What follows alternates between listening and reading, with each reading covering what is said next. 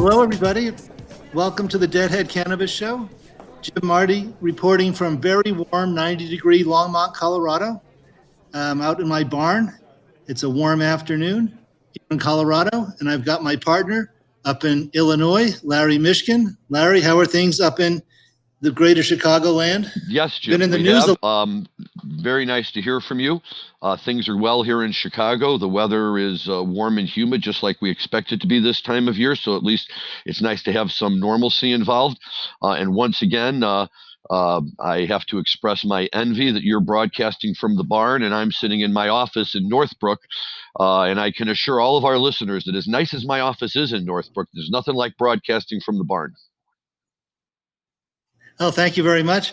Yep, I was in Denver today, had a site visit to a cultivation extraction business that I think is going to hire Bridge West. So I had a good day in business. Excellent.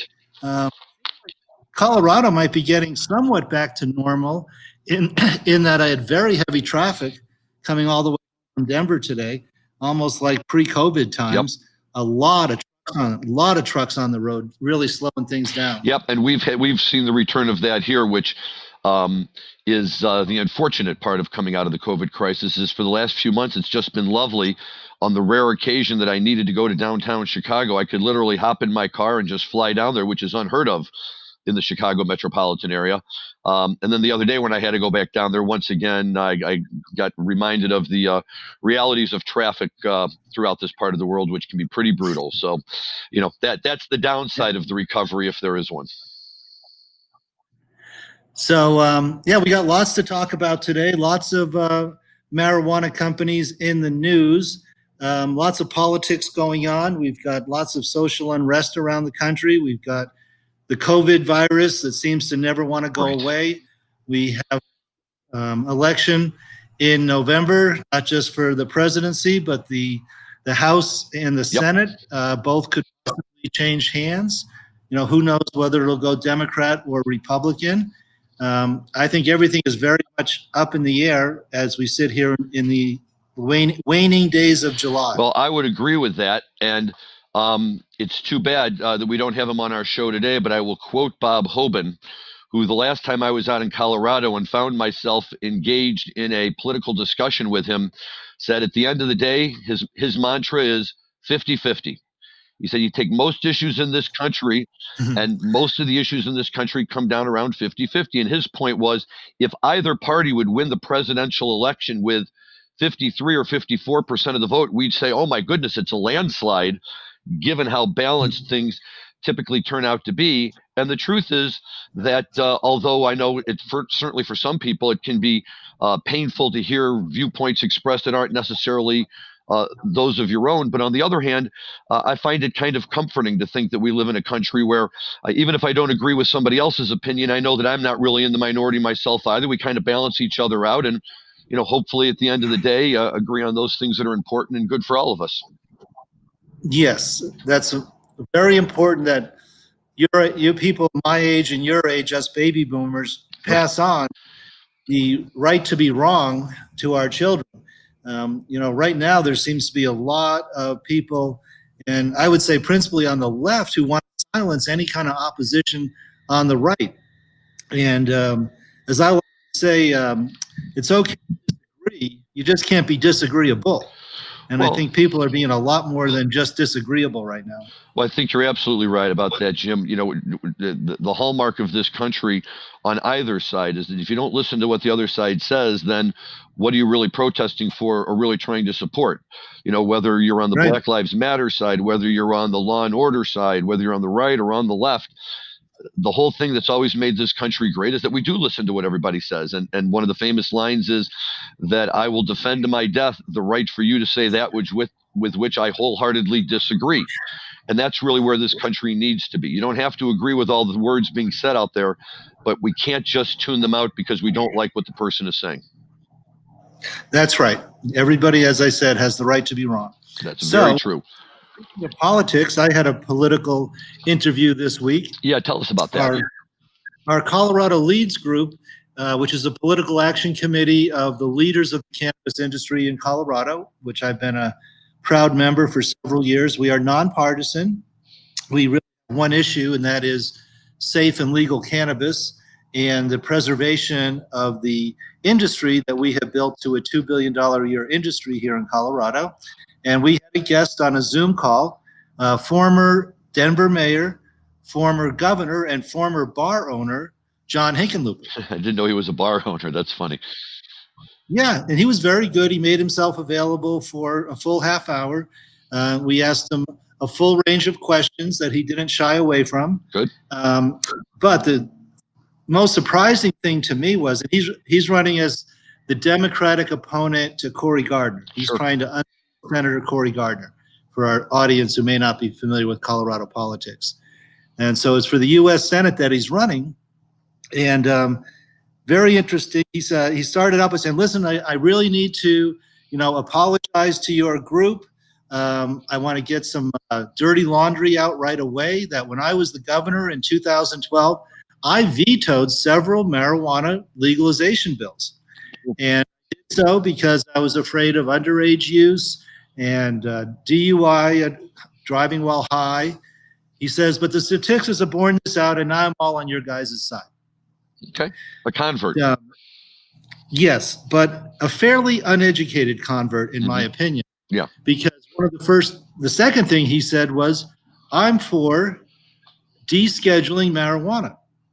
And the whole group on the Zoom call at once went, oh, no. We don't want descheduling as an industry, because if it is not on any schedule at all, then it's like aspirin. And now you got big pharma, big tobacco, big alcohol, not to mention which federal agency will knock on your door first.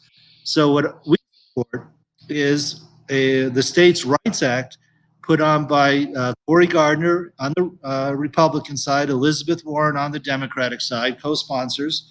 They have probably 3 or 4, dozen co-sponsors in the Senate. And what that bill would do, it would leave marijuana alone at the federal level, but put into law that the states can regulate marijuana as they please. So it would stay pretty much as it looks today. There wouldn't be a lot of cross-border sales of marijuana. There wouldn't be shipments of edibles and other cannabis products between Denver and Chicago. Every state would stand on its own, and it would protect the industry that we built up over the last 10 years. So that might sound a little bit self-serving, but we think that we've built a fine industry. We think we have very good stats on, again, DUI not being a problem, underage use actually going down, making it actually harder for underage kids to get a hold of marijuana and marijuana products. So anyway, that's my political 2 bits for this week. Well, that's okay. It's a good political 2 bits. And, it's important to stay in touch with what's going on with the local politicians, I think, and what they know and what they don't know. And especially this issue that you're talking about, I think that there's a very common perception out there that everybody in the industry is sitting around breathlessly waiting for marijuana to be taken off of the controlled schedules. But as you point out, you have to really be careful what you wish for. We saw that with hemp, certainly, when they legalized hemp, and the next day the FDA stepped in and said, guess what? We've never approved CBD-infused food items, and now we have jurisdiction over this because it's legal. And we could wind up with the same thing with marijuana. And you're absolutely right. The States' Rights Act is really a great solution for the industry because it does keep it federally illegal, which hopefully keeps out big pharma and some of the larger players, while at the same time, on a state level, allowing those people in the industry to get banking services, to be able to do those kind of things that they couldn't otherwise do before because they were struggling with Schedule 1. And, listen, if we could get that States Rights Act up and get a vote on that, I think that would be a wonderful thing. Once again, I recognize there's a lot going on in the country right now, and that's probably not everybody's top priority. But certainly if they could find a way to get that into the schedule here, it could only benefit everyone. As you and I have talked about, this is not a partisan issue. We have guys like Cory Gardner and other Republicans who are very, very strongly in favor of it because they see the value that it's brought to their home states. And I think it's just a matter of, we got to get people's attention and let them know how important it is. And just to close this little segment, in terms of terminology, I believe they've actually renamed the bill the States Act because the States Rights Act sounded a little bit too pre-Civil War South. No, I get that. And I think you're right. I think it is called the States Act. Yep. But speaking of definitions, and this is something I'll be working on as we head into the election cycle, we really educate our politicians on what some of these terms mean. Right. What does legalization mean versus decriminalization versus descheduling? Like I said, the politicians, they may want to help us, but they may end up hurting us because they don't understand what these terms mean. We were absolutely right, Jim, and where we see a lot of that these days is with hemp, because of the terminology being flung around so loosely and people not necessarily taking the time to figure out what it means. We still have a lot of people who say, well, it's cannabis, so it's illegal. And we come back and we say, no, some cannabis is legal, hemp. Some cannabis is not legal, marijuana. But until you understand the differences there, we run into situations where the police confiscate the products and they say it's cannabis. It tested positive for THC.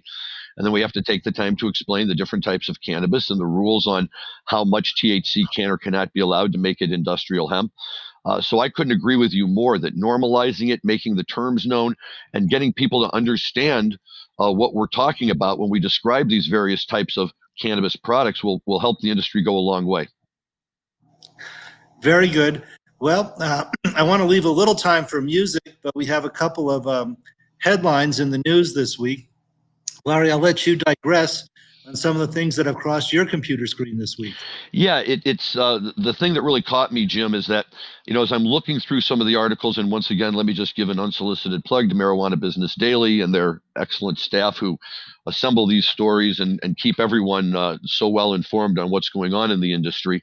But the stories that I see, on the one hand, I find to be very heartening because they suggest that our industry is really becoming an industry, and we're starting to see some of the issues that other industries have seen. On the other hand, it's a little disheartening because it's sad to see some of this the way it plays out, and we'd like to think that the industry is far beyond that. So, for instance, in Nevada, one of the top stories going around right now is that a group called CW Nevada was just stripped of 14 of their Nevada marijuana licenses due to over 21 violations of state law. They now have to pay a $1.2 million fine. They've had 6 of their licenses revoked, and they have to sell their 8 other licenses. CW Nevada ran Canopy dispensaries in Las Vegas, a very well-known outfit that was doing very well. This is really big, Jim. That's a lot of licenses for any group to use. And my first question is, how can you get a company like CW Nevada that's obviously built itself up, was very successful in getting licenses, they're a real player in the marijuana industry, and then 21 violations of state law? Is that intentional? Is it just sloppy bookkeeping? I mean, really, at this stage, things like this shouldn't be happening. Right. Well, that's a lot of areas where we work is, proper bookkeeping, but also what the state is very interested in is diversion. Yes. So if you don't have the proper cameras and monitoring of the cameras to keep your employees from taking things out the back door, that's a big area where people get in trouble. And the state is very interested in not having legal marijuana companies divert things. And it's not going to be the owners who have millions of dollars invested. It's going to be your $14 an hour, 20-year-old. I couldn't agree with you more.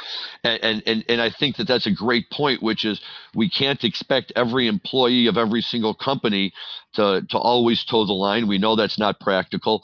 And we have to be very careful about coming down on the owners for the transgressions of certain employees. However, 21 violations is, somewhere along the way, you have to kind of stop and take notice. And, we've always talked about that. That's one of the problems with expanding too fast in this industry. There's an article here on MedMen that we may get to, but I think MedMen has run into this same problem as well, which is the faster you expand, the harder it is to ensure that every one of your operations is complying with local regulations. Attention Cannabis Podcast listeners. You can now listen to your favorite Cannabis podcast ad-free with the MJBulls mobile app. Just download the free MJBulls mobile app to your smartphone to start enjoying Cannabis podcasts with no commercials. Go to Apple Apps or Google Play to get the MJBulls Cannabis Podcast app today. Right. Yeah, I had a conversation today with a publicly traded multi-state operator who will go unnamed. Mm-hmm. And they said, I said, what are the advantages and disadvantages of being publicly traded as a marijuana company? And they said, we have to build our internal controls and be able to prove to the public company oversight board and all the scrutiny that public companies get that we have built an accounting system that does prevent, to the extent reasonably possible, diversion of either product or cash, that the books can be relied upon to be accurate, that they've been audited by a very high-level CPA firm. And so for the publicly traded MSUs, I would recommend that your smaller privately held operators really look at what they've done and look at how they have to comply and how they have to build their accounting systems and their internal controls. And maybe that will keep you from being in a headline someday. Well, I think that's true. And I think, unfortunately, to some degree, that there's a little bit of hubris involved, right? And that some of these companies get big enough that they really start to believe that they are the industry and that, what they do is okay all the way around. And unfortunately, that's just not the case. The industry, as I tell all my clients, is difficult enough and regulated enough that this isn't an industry where you can cut corners and play games right up to the line. You really have to be careful because the penalty for going over the line can be so severe. And so it just always strikes me as a little bit strange when I see larger companies that presumably have regulatory control people and risk management people and all sorts of people who should be in place monitoring all of this. And it's just very unfortunate, if for no other reason, because it just doesn't look good for the industry, especially when you have a larger player like that. And then I turn the page and I see that in Oklahoma, that a processing group there was hit with a $500,000 fine, $541,000 for pesticide violations. And look, I'm not a cultivator and I've never grown marijuana, so I might not be the right person to talk about this, but this doesn't seem like rocket science to me, Jim. Everybody knows you got to keep pesticides out. All your marijuana has to be tested. And so, what does this mean? That they had a bug problem that they couldn't control? Did they develop a sense that we can get away with it and nobody will enforce this? I just don't understand what compels people to take these steps knowing that they're really putting their neck out there. Yes. Well, you say Oklahoma, Oklahoma's only, a 2-year-old operating market? Yep. It's only had operations for 2 years. Most of these people have never grown marijuana before. Most of these people have never grown anything right before. So it's easy. I guess I can use the Grateful Dead Bob Weir line. It's flip. Yes. I would agree. It's just very surprising to me. And, but look, again, as we say at the beginning, it's just a statement of the fact that we do have an industry that is here and that is large enough that it does undergo the type of regulation that other industries undergo. And I suppose in that respect, we should be grateful that there are government groups out there, at least, that are keeping an eye on these things and not letting them get too far afield to the point where they might actually damage the industry. Right. Yep. Lots of traps for the unwary. That's for sure. That's what you and I do for a living, is to try to help these businesses get set up so they are self-policed and don't get themselves in trouble. But even the best-run companies can have problems. So, Yep. I guess, that keeps us busy helping our clients. It does. Now, I noticed that I've got a few more topics, but I also am taking a look at the time, and I know we have some music that we want to talk about today. So I'm thinking maybe we'll save some of these other topics on the marijuana side for next week, so we can talk about music for a few minutes before we have to. Let's do that, because maybe we'll be able to find a little more detail of what they did wrong and how it was resolved. Exactly. And if the company was able to fix the problem and stay in business. Yep. But yeah, we talk some music. As you know, I've mentioned many times, our son Jack is in a band in Denver called Swerve, and they are actually talking about doing some shows in September. Fantastic. So let's have live music again. I'll give a little plug for Quixotes on Colfax. Nice. Great bar on Colfax Avenue in Denver. So hopefully we'll have live music again soon. Yeah, we all really need it. And I found myself chatting with our producer, Dan Humiston, right at the outset of the show. And one of the things that we were both kind of talking about and lamenting is really kind of the underside of the impact that COVID has had on the music industry. It's one thing to say, oh, Dead and Company, you know, they can't tour, Fish can't tour, but these are well-established bands with well-established fan bases.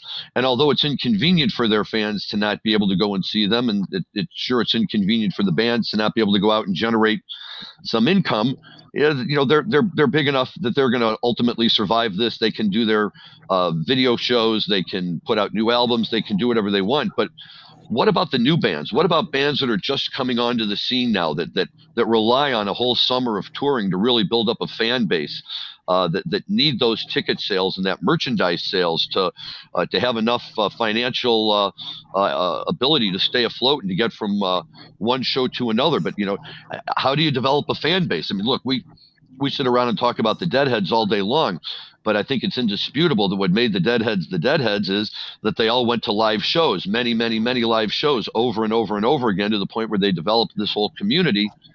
And in the absence of live shows, we're kind of deprived of that opportunity. And I think that there's a real question as to, you know, the more this virus lingers around, how much more harmful or possibly permanent can this damage become? Yes. One of the first to get shut down and probably the last to reopen is the entertainment industry.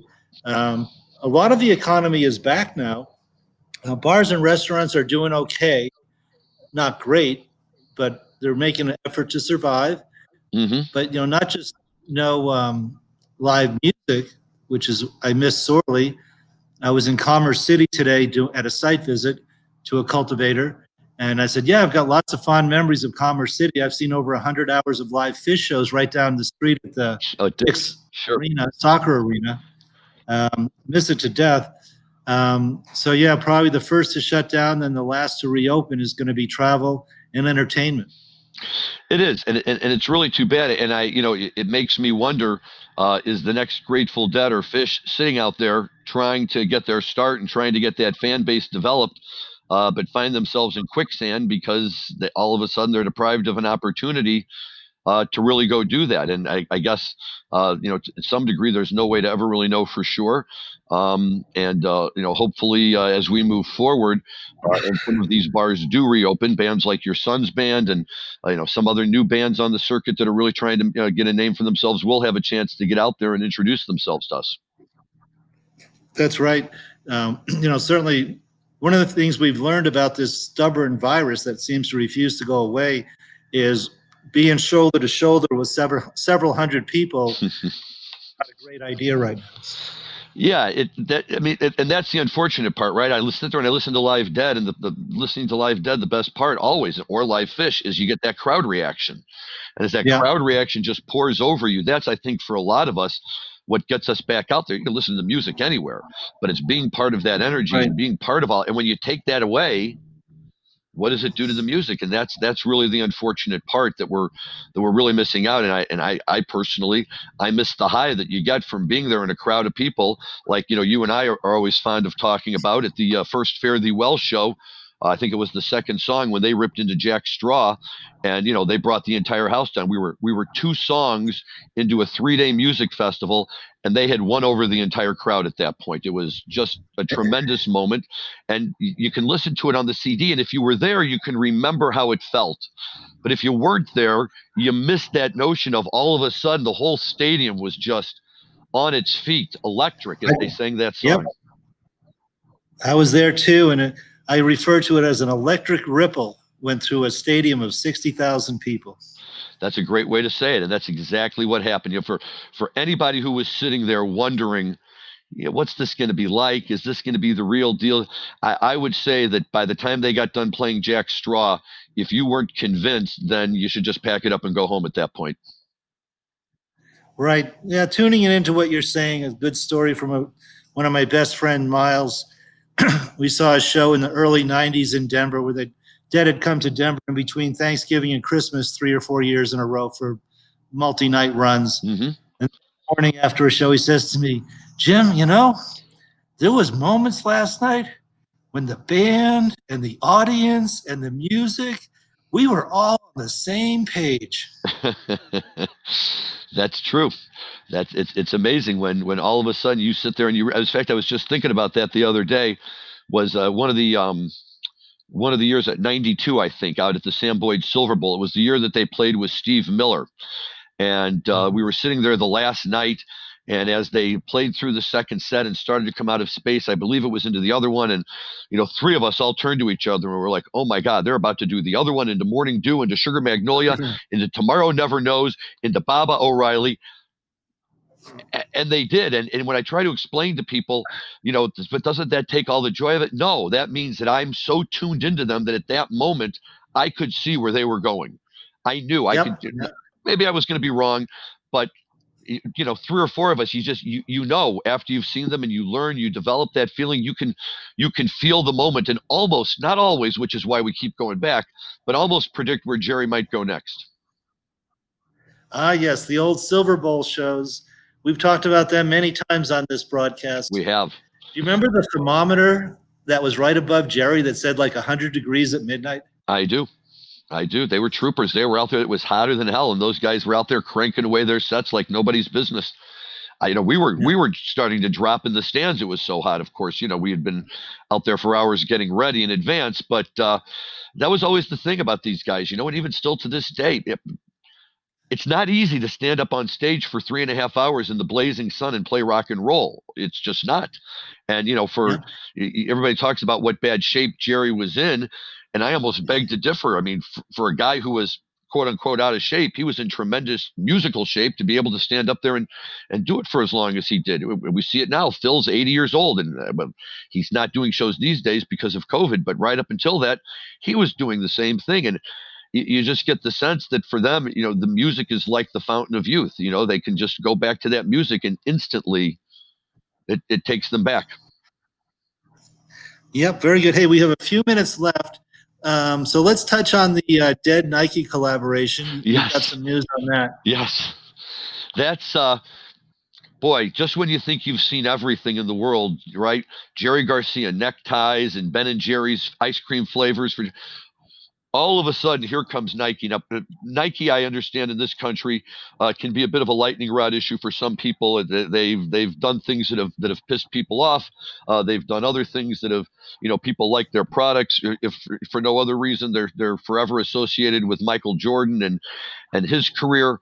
And like him or hate him, they're kind of like the kingpins of the sports apparel industry.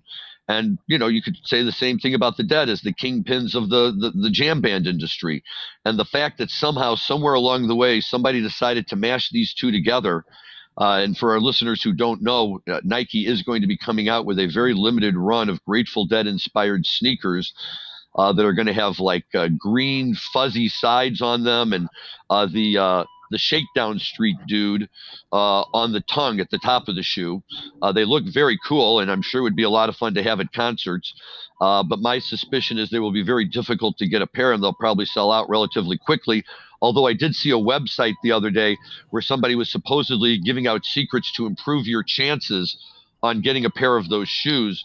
But boy, when, how can you be a counterculture rock and roll band when all of a sudden, one of the most mainstream capitalist companies in the world is now producing items with your name on it? And I don't mean say that to be disparaging to the dead. I just say it because it just cracks me up that here we are years later. Jerry's been dead for 20 years, for God's sakes. And they're so popular that today Nike wants to put them on a pair of their shoes. Yep. Well, I think that wraps it up for today. So, yeah. Let's see. I want to tell everybody out there who's listening to please tell your friends and anyone else who might be interested in cannabis or this Deadhead show. Both. If you want to check us out on social media, we're on Instagram at Deadhead Cannabis Show. And a quick shout out to our the new member of our team and our crack social media expert, Max Wellens, for throwing all of that together. Max is a good person to reach out to if you have any interest in advertising on our show or contributing to it in any way, either as a guest or with topic ideas. So keep an eye out for Max as we go forward, and hopefully he's going to take us into the internet age, Jim, a couple of old dinosaurs like us.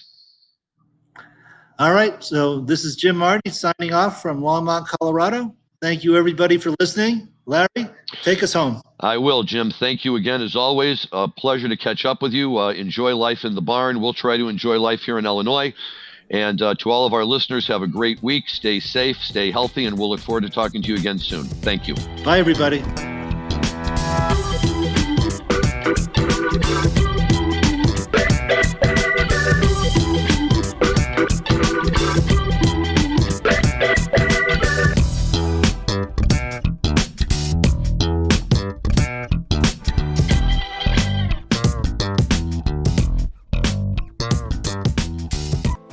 Thank you for listening to today's show. Before you leave, we want to invite you to hang out for a couple minutes to listen to our newest podcast. As the industry's only exclusive cannabis podcast network, we are constantly adding new shows. And that's why we're so excited to welcome women leading in cannabis to the MJBulls Cannabis Podcast Network. Join host Kira Reed each week for raw, inspiring, and real conversations with women leading the worldwide cannabis industry.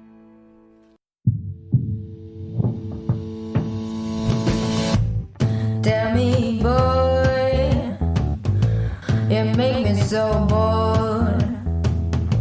You need to walk the other way. I tell you once more. Please get out of my way. I don't want you no more. We're done here, boy.